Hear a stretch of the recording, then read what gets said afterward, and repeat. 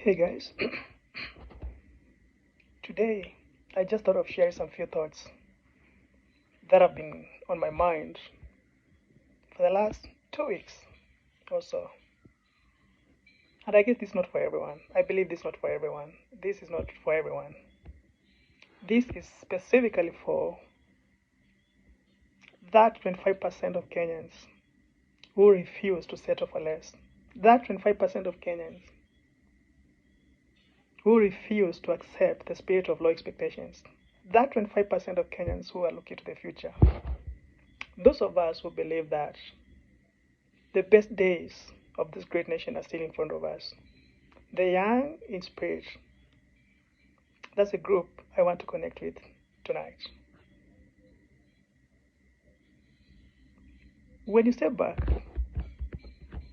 and watch the current political environment in our nation, the so-called our leaders, for now, forget about those in power. This is not their focus. The fact that the CS for Labor has dropped all its duties to join the job recruitment industry speaks volumes, not just about the vision they have for this country, but also the future they have for us. It's depressing to say the least. But for now, that's not their focus. When you look at the ones aspiring to lead, their messages, their narratives revolve around what is wrong with this government, what is not working, what has not been done. Beyond that scope, beyond those talking points, beyond that narrative, there's nothing there. They have nothing to give to Kenyans. They dwell on the failures of the government, yet no one, absolutely no one, steps up to offer solutions for the issues affecting Kenyans. And yes, I agree, we need to call out the government when it fails to deliver. I agree with that. I agree that we need to demand accountability. I agree with that. I even agree with the say that when injustice becomes the law of the land, rebellion becomes a duty, rebellion becomes a career. I agree with that. But I also believe that we need a different perspective on how to move forward together. It's a very interesting text in the scripture. Now, since most of our politicians like to align themselves with the church, prophesy their faith to create an image of trust, we can also use the same faith, that same faith, not just to inspire us, but also to shape our perspectives. There's this story of Habakkuk, I think, Prophet Habakkuk. Habakkuk was a troubled man, troubled by the level of corruption and wickedness that was taking place in his country.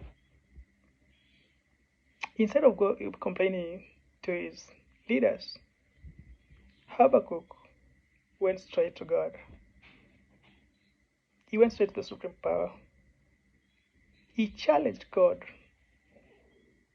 on his stance when it comes to wickedness. He boldly cried out, saying, "You claim to hate evil. Why are you silent when corruption and wickedness are destroying your nation? Wicked men outnumber the righteous ones, yet you stand by and watch. How many times do I have to cry help before you come to my rescue? Why are you silent?" That was Habakkuk's cry to God. And that sounds like our story today. That's Kenya for you. Most of us can cry the same things to God. Why is he silent? Why is he silent when corruption and wickedness is destroying a nation? Habakkuk's frustration reached the very core of his faith. But God responded by saying,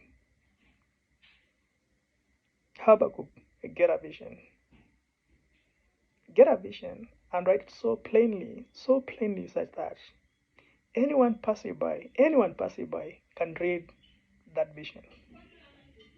He is a prophet of God who was troubled by the level of corruption and wickedness in his nation, to the point where he dared to challenge God himself, only to be told to get a vision. The question that has been in my mind for the last 2 weeks is,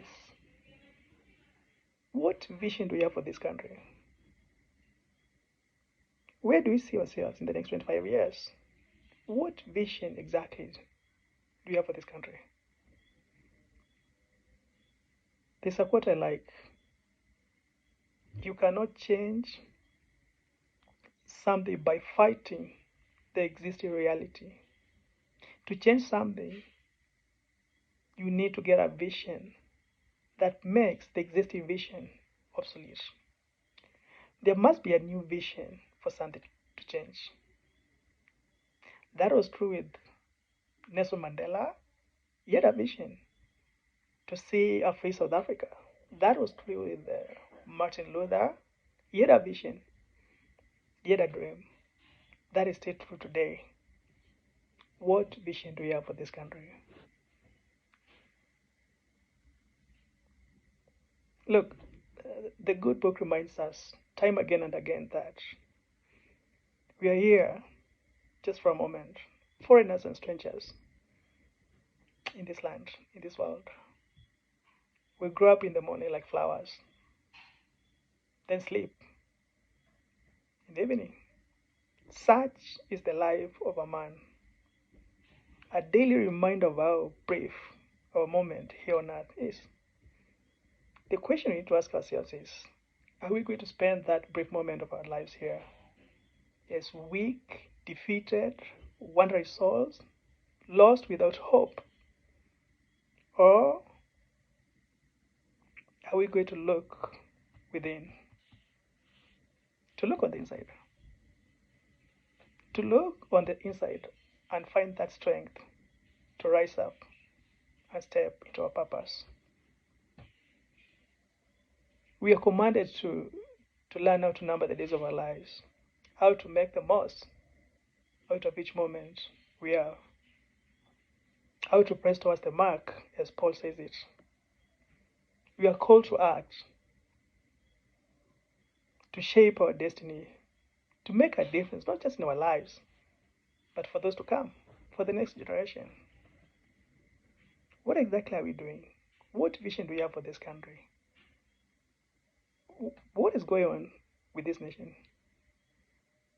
To the 25% of Kenyans who relate with what I'm saying, I genuinely want to hear your thoughts, your inner perspectives.